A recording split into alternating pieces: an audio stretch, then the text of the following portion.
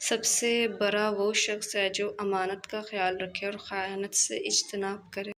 جو بندہ اپنی پہلی پسندیدہ حالت کو نئی اچھی حالت سے مضبوط نہیں کرتا، وہ اپنے بڑوں کو عیب لگاتا اور آئندہ آنے والی نسلوں کے حق میں خیانت کرتا ہے۔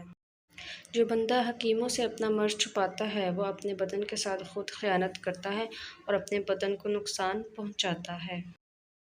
جو بندہ اپنے سچے دوست سے خیانت اور فریب کرتا ہے، وہ برے کاموں میں پھنس کر رہ جاتا ہے جو وہ کبھی اس برائی سے نہیں نکل سکتا۔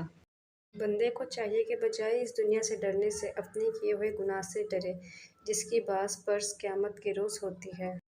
بہت سے خوفناک ایسے ہیں جن سے تو ذرا خوف نہ کر، بہت سے خوف موت کا باعث ہوتے ہیں اور بہت سے امن آخر خوف سے مبدل ہو جاتے ہیں۔